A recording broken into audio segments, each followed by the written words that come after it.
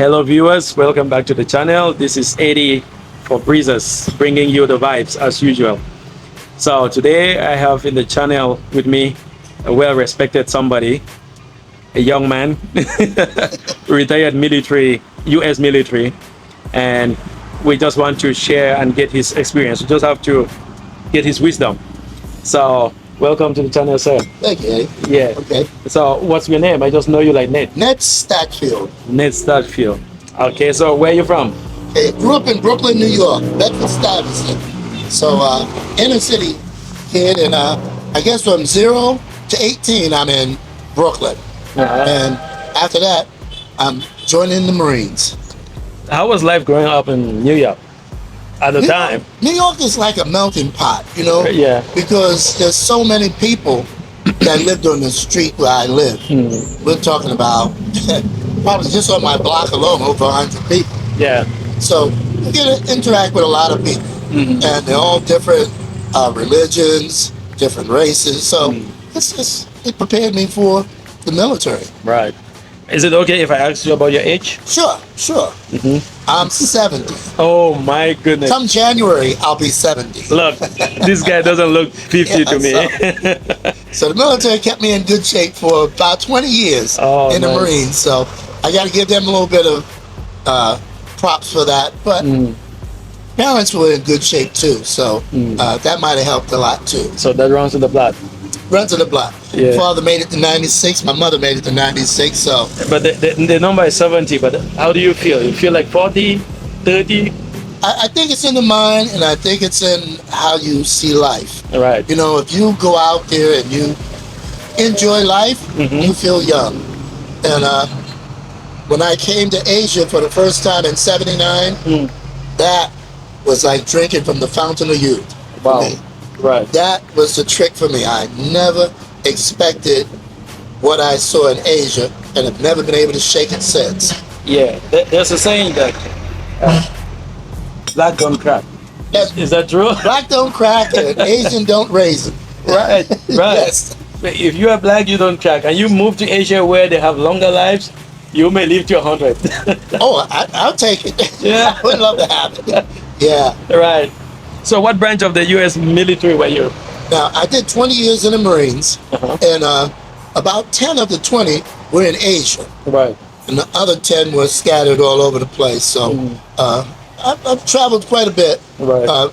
Hit Europe, know a little bit about Europe, a little bit about South America and Central America, but most of my time is Asia and then the U.S. Right. So what motivated you to join the military?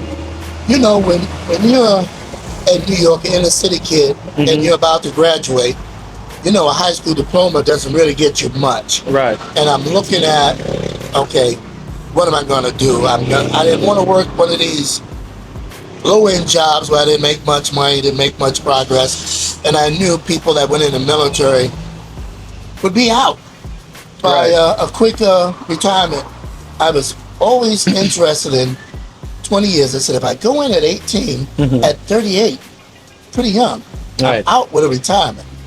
And so I did that. At 38 to 40, I was fully retired. Right. And that's what I was chasing. That's what made me go in the military. So you have been retired for the past 30 years. That's right. So what have you been doing for this 30 For 30 years? Yeah.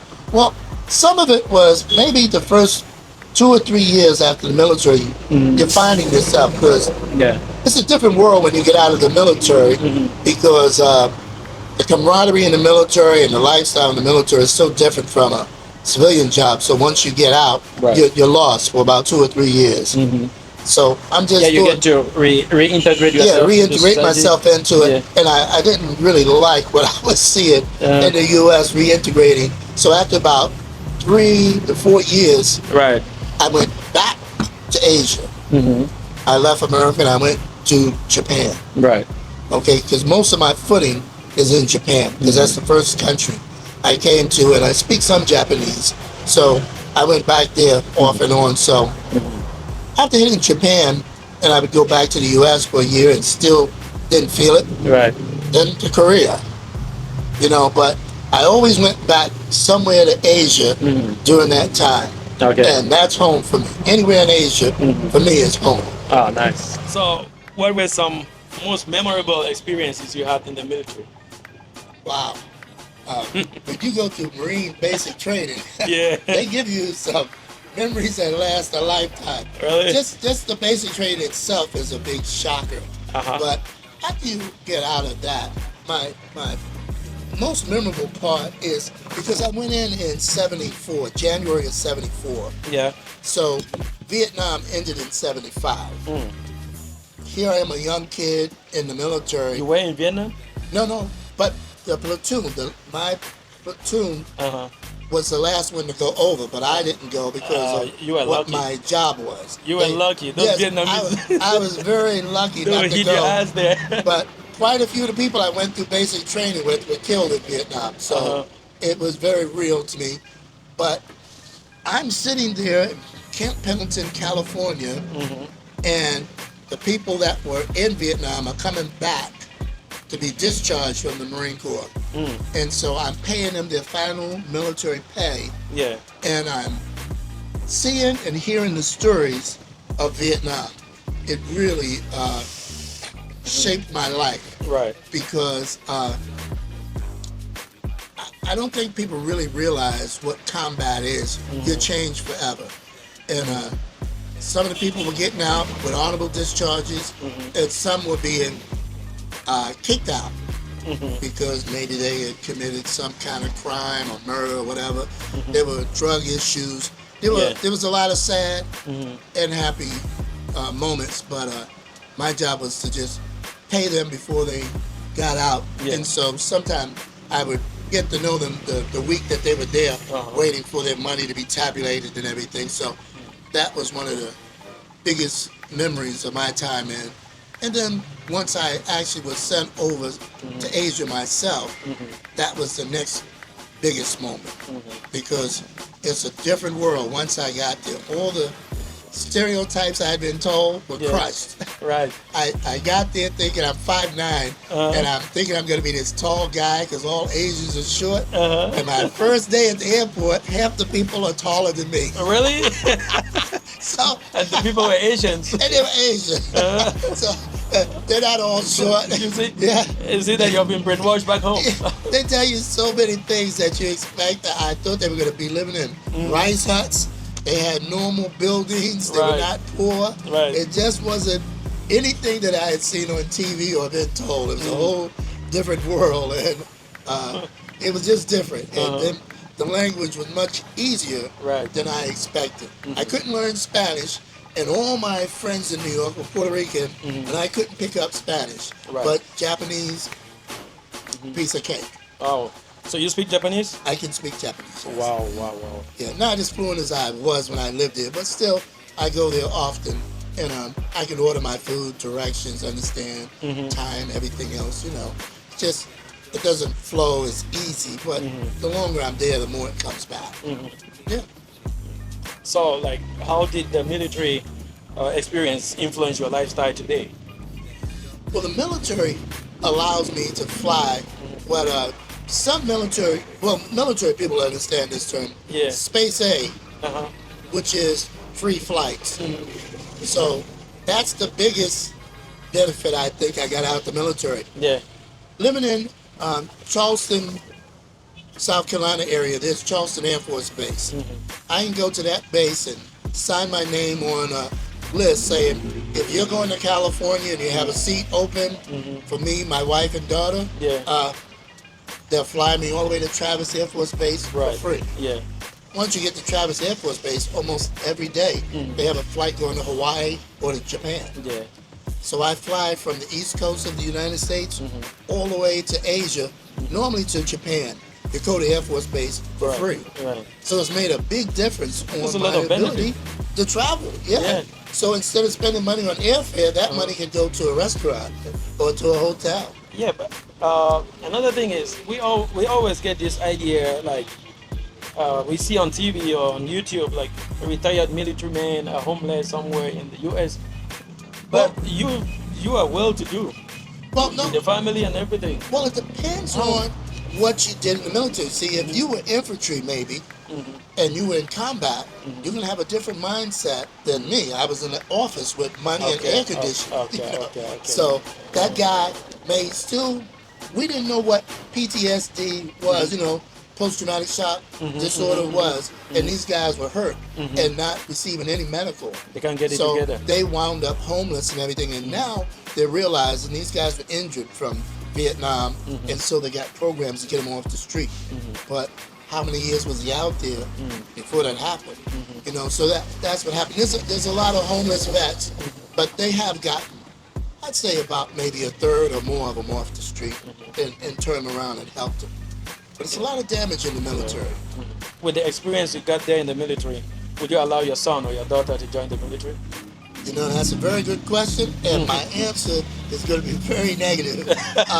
Yeah. No, I would not allow. Now, I have one son that did go into the military, Gervais. He's a gunnery sergeant, and he just retired just a couple of months ago, living out in 29 Palms, California.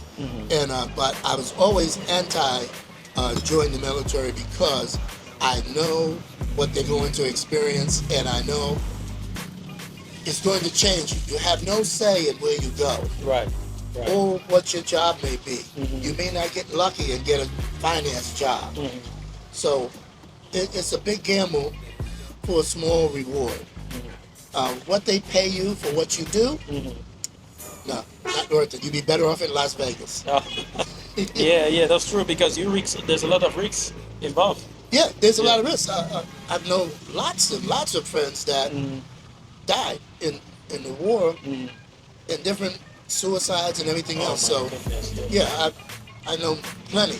Matter of fact, I would say 50% of the people I knew from the military have already passed on. Right. More than that. So, no, I wouldn't do it. This is a little bit deep. Do you think most of the wars that the U.S. get involved are justified? No. War is a business. I mean, to be honest, war is a business. Yeah. The reason why, I've got a lot of friends. So who wins make the profit? Well, of course, if you win, then all the territory, all of the spoils of war the resources are yours. Yeah. But if you do join the military, you got to look at it as a business.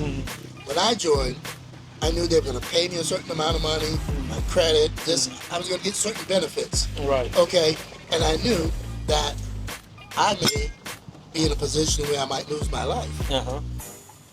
I was one of the lucky ones. I didn't lose my life, so I get to enjoy those benefits. Okay? You are lucky. But how many people didn't get to enjoy the benefits? So you've got to know that's what it's all about. Because I know when we were on our way to Iraq,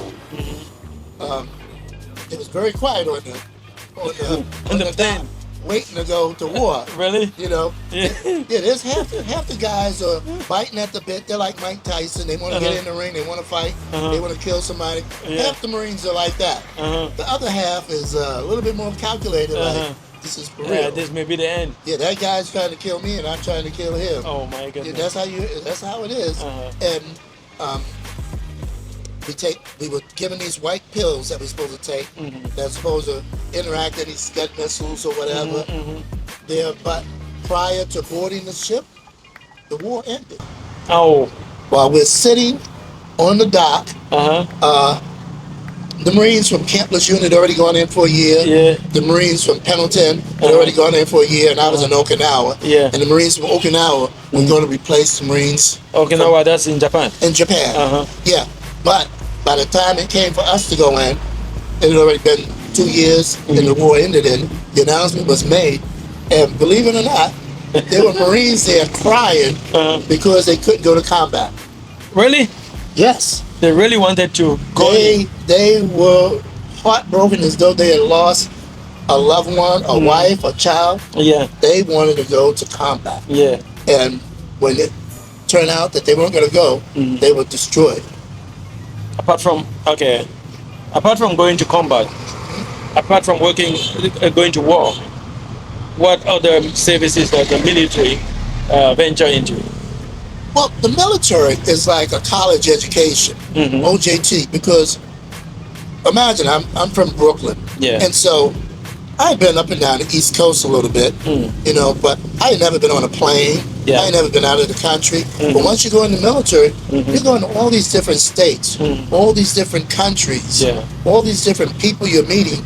It's really beneficial because I guess growing up in New York, I had seen Chinese people and Asian people, whatever. Right. But actually going there is really different to actually eat the actual food Yeah. and meet someone that doesn't speak Yeah, English, and yeah. you've got to learn enough You really get involved to in speak their- to them in their language. yeah. You know, so it's very beneficial in some ways away from the war aspect, but they're a mixture of both because when we're not enjoying life in the military, we're preparing our weapons. Oh. Yeah, that's all you do. Yeah. So every day, Uh-huh. to run 3 to 5 miles was just the norm. So most people think a mile is a bit. No, in the Marines, you should be thinking 3 miles minimum. Right, right. And then the gear that you have to carry and the training is training. And going into the Marines on the West Coast, we went over mountains that would break you. Oh Just- my goodness. You would just see the top of that mountain and just say, I just hope I'm not going to the top of that. So how is the training? The training is brutal. We lost at least 50 to 60% of the people that was in my platoon. In training. Yeah, they just washed out. And another 20% when you say recycled. loss, when you say loss, it means Sent back home. okay, not die. No. Okay. No, I mean, we do have That people that die there.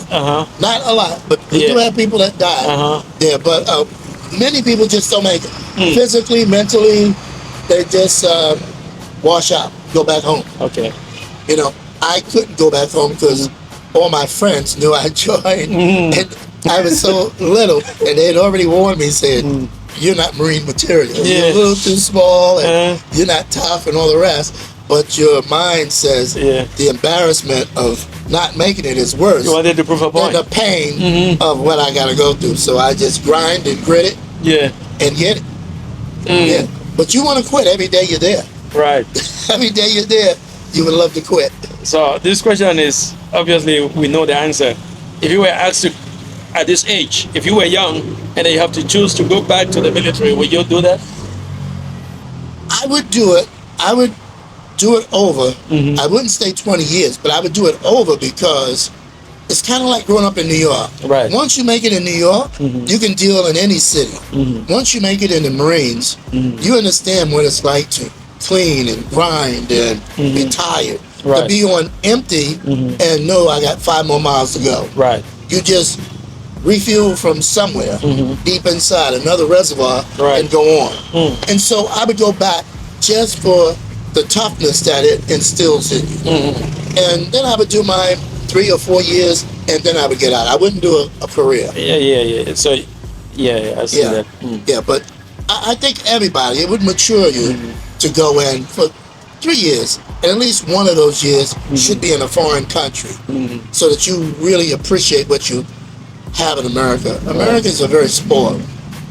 We're very soft, and that's why we have all the problems now.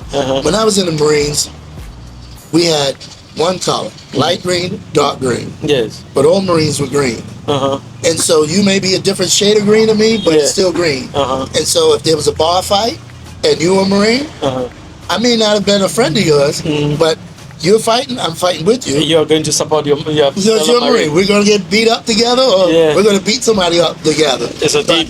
But Marines are all going to fight in that bar for that Marine. Oh. And that's the way it was. It was sorted out after we get out of jail. You know, like, Wait, have you been to the military jail before? well, we went to a lot of places that weren't too good. Yeah, we've had some situations where Yeah. we had to spend a night in some unsavory places. Uh-huh. You know, in Korea, got there and there's martial law and you're out past curfew and you get arrested because Marcos was midnight in the Philippines and you had to be off the street. Yeah. by midnight, we're just finishing up our last drink. Yeah, you need And to. so we're already too late to get to the base. Yes. You know, so you would get arrested, all Uh-huh. kind of things like that. Uh-huh. Yeah, but we You get arrested by the local police. local police and Uh-huh. on base too. Uh-huh. When you're young, you're crazy. You need to get in a experience lot of life. trouble. You get in a Right. lot of trouble, and in the Marines, at least you got a chance to grow up. Yes. Because back then, the guy that everybody feared is the company gunny, the gunny. You know, so you get in trouble out in town. He's going to be thinking about, okay, you want to go out in town and mess up, so I got a job for you. He will give you a swing blade, take you up into the mountains, Yeah. and cut this grass until Yeah. this mountain is bald. Really? Yeah, they'd have something for you. Yes. So after you go through things like that, you learn. But at least, you know, you don't have a record or anything. You just paid the price for being, Uh-huh. you know, a bad night out or whatever. Yeah, I remember when we were going to school in college. If you commit a crime in school or you get into trouble, they give you a knife and then you get into the bush. Yeah, Cut the grass down. cut the grass. Yeah, You cut the grass down. Sometimes we just walk on the grass. yeah, we'd have all sorts of things. We'd have, sometimes they give you a putty knife, and on the cement there would be someone spit chewing gum out and Yeah. melt it on the cement. Yeah. And you'd be out there in the hot sun getting the putty knife and getting the gum up for about 2-3 miles Right. in the hot sun. Yeah, so they did come up with something for you to give you something that the gunny would tell us, you're either going to be the smartest or you're going to be the strongest. Right. But you choose. Every Yeah. time you mess up, I've got something for you. So, I mean, have you been to Africa? No, I mean, during your military service, no. you were not assigned in Africa. I've never been assigned there, but I never really thought about Africa until after I got out the military. And now it's burning inside of me to go anywhere in Africa. You need to go. I will go. Yeah. You know, if life permits me to travel some more, I will go. And I think I want to try the Western Sahel first. Burkina Faso. Well, Burkina, Mali, Niger, even Cameroon, you Yeah. know, anywhere like that. But those are the ones that are making the headlines, and I'm really impressed with that leadership of those three leaders. No, Cameroon, you can never be impressed with the Cameroonian. It's not good. No, he's been there for 43 years. Yeah. He's- Now, how old is he? Is he the one that's He's 93. 90 something? Yeah, I 93, read about it. But, and he still wants to become a president now.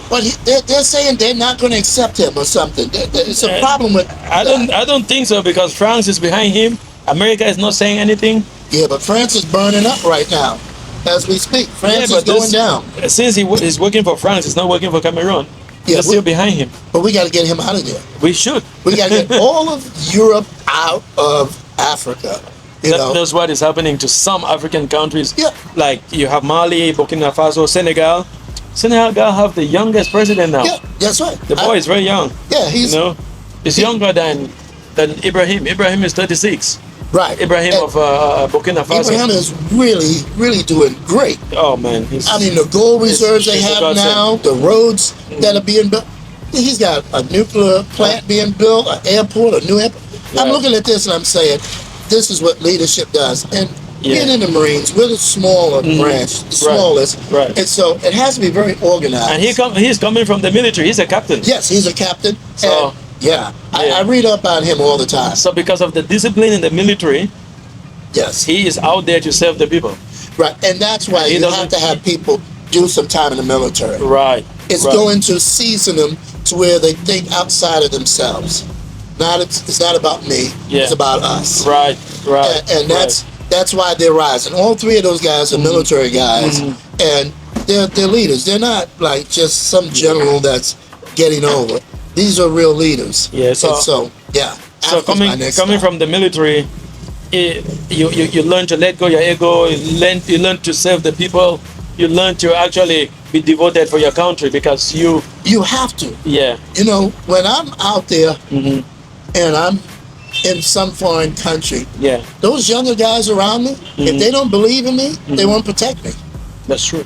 You know, you have to have a team where they have to know that I'm out to put them in the best position, and they're out to protect me because I'm looking out for them. Right. It That's goes true. both ways, you know. And so when we run our 5 miles, I got to be up front. I got to show them I'm not going to ask you to run 5 miles and I'm going to go get some coffee. Yes. I got to run right next to you. So when you're tired and you're sweating, I'm tired and I'm sweating. Yeah. So I feel what you feel. The same heat, the same rain, whatever.